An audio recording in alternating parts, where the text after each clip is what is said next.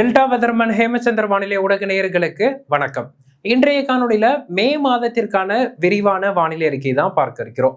நம்ம குறிப்பா பார்த்தோம், மார்ச் ஏப்ரல் மாதங்கள்ல இயல்புக்கு அதிகமான வெப்பநிலை பதிவானுச்சு. அதே போல கோடை மழையும் நமக்கு குறைவாக தான் பதிவானுச்சு. வெப்பத்தின் தாக்கம் அதிகரித்து இருந்ததா பார்க்க முடிஞ்சிச்சு. இதுல மே மாதத்தை பொறுத்தளவிற்கு இந்த ஆண்டு எப்படி வானிலை அமையும் என்பது குறித்து தான் விரிவாக இந்த காணொலியில பார்க்க இருக்கிறோம். இதுவரைக்கும் டெல்டா வெதர்மன் வானிலை ஊடகத்தை சப்ஸ்கிரைப் செய்து கொள்ளாதவர்கள் சப்ஸ்கிரைப் செய்து கொள்ளவும், அடுத்தடுத்த அறிக்கைகளை தவறாமல் பெறுவதற்கு பெல் ஐகானை கிளிக் செய்து கொள்ளவும்.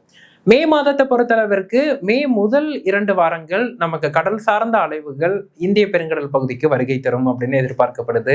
அது மட்டுமின்றி நமக்கு வெப்பமண்டல காற்று குவிதலும் வடக்கு நோக்கி பயணிக்க தொடங்கக்கூடிய காலமா அந்த மே மாதம் அமைந்திருக்கு.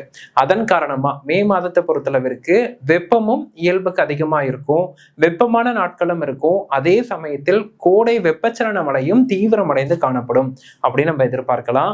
அது மட்டுமின்றி தென்மேற்கு பருவமழை இந்த ஆண்டு சற்று முன்னதாக தென்மேற்கு பருவமழை கேரளா மற்றும் தமிழ்நாடு அதனை ஒட்டிய கர்நாடகா பகுதிகளில் மே 4வது வாரத்திலேயே தொடங்குவதற்கும் சாத்தியக்கூறுகள் தென்படுது.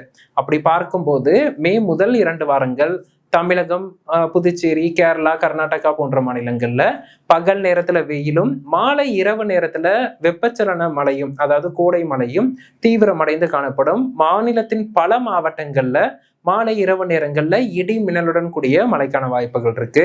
இந்த மழைப்பொழிவு வெப்பத்தை சற்றே தணிந்து கட்டுக்குள் வைத்திருக்கும் அப்படின்னு எதிர்பார்க்கலாம். அதே போல மழைப்பொழிவு இயல்புக்கு அதிகமாக பதிவாகும் அப்படின்னு எதிர்பார்க்கலாம்.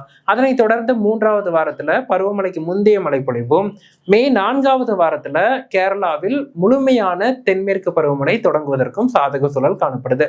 அப்படி தென்மேற்கு பருவமழை முழுமையாக தொடங்கும் போது மேற்கு தொடர்ச்சி மலையோர மாவட்டங்கள்ல தமிழகத்துல பரவலாக சாரல் மழையும், நீலகிரி, கோயம்புத்தூர் மாவட்டத்தின் மலைப்பகுதிகளில் கனமழைக்கும் வாய்ப்புகள் ஏற்படும். அது மட்டுமின்றி சற்றே வெப்பம் தணிவதற்கான ஒரு சூழலும் ஏற்படுத்தி கொடுக்கும்.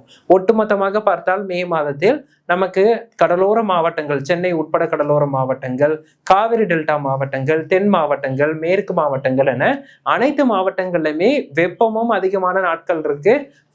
கோடை மழைப்பொழிவு கொடுக்கக்கூடிய நாட்களும் இருக்கு. குறிப்பா மேற்கு மாவட்டங்கள், மேற்கு தொடர்ச்சி மலையோர மாவட்டங்கள்ல இயல்புக்கு அதிகமான மழைப்பொழிவு பதிவாகும்னு எதிர்பார்க்கப்படுது. தென்மேற்கு பருவமழை இயல்புக்கு முன்னதாக தொடங்கி மே இறுதி வாரத்திலேயே பரவலான முதல் சுற்று தென்மேற்கு பருவமழையை பரவலா கொடுப்பதற்கான ஒரு சாதக சூழல் காணப்படுது. காவிரி நீர்பிடிப்பு பகுதிகளிலையும் மே மாதத்தில் நல்ல மழைப்பொழிவு பதிவாவதற்கான சூழல் காணப்படுது. ஒட்டுமொத்தமாக பார்த்தால் மார்ச் ஏப்ரல் மாதத்தை ஒப்பிடும்போது மே மாதம் சற்று கூடுதலான மழைக்கான வாய்ப்புகள் இருக்கு. வெப்பமும் சற்று தணிந்திருக்கு. தென்மேற்கு பருவமழை முன்னதாக தொடங்குது. இதுதான் தற்போதைய வானிலை நிலவரம். தொடர்ந்து இணைந்திருங்கள் டெல்டா வெதர்மன் வானிலை ஊடகத்துடன். நன்றி.